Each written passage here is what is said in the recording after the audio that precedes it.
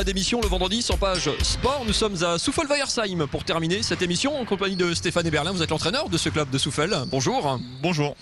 Soufel-Weiersheim, alors si vous ne connaissez pas, c'est une petite commune au nord de Strasbourg. C'est surtout un des 25 meilleurs clubs français de basket.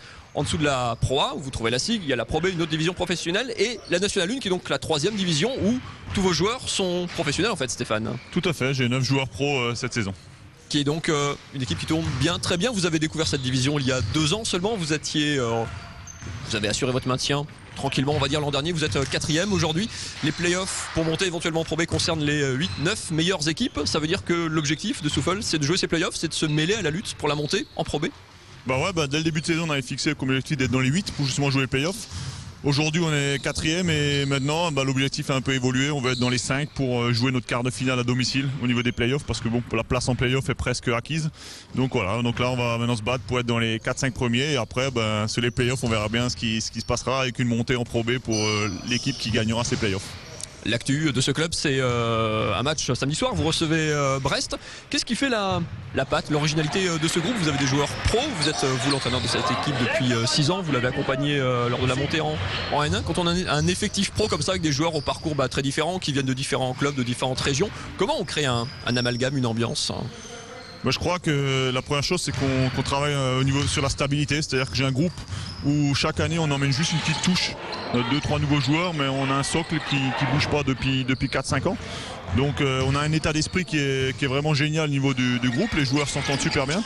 Et c'est vrai que quand on fait notre recrutement pendant l'intersaison, on met vraiment l'accent sur ce côté humain pour que on garde cet état d'esprit, et ça c'est vachement important. Après, la deuxième chose, je crois qu'on a un club familial, on a un petit club avec des moyens pas extraordinaires.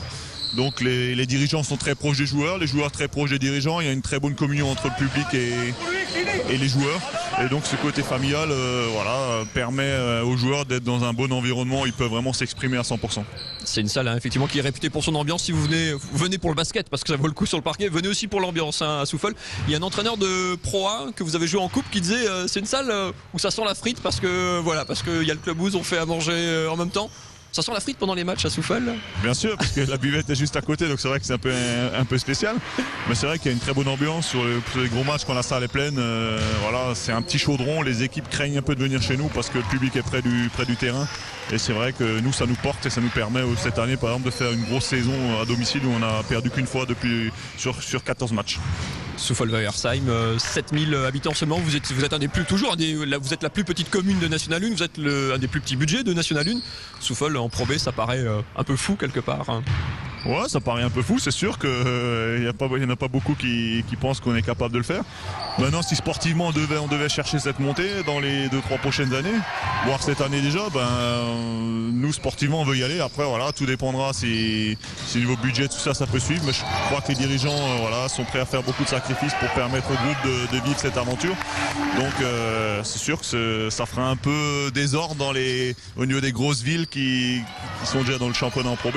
Maintenant à N1 aussi, on a une des plus petites communes. Par exemple, samedi, on reçoit Brest, qui est une grosse ville de France. Donc, ça va pas beaucoup changer pour nous.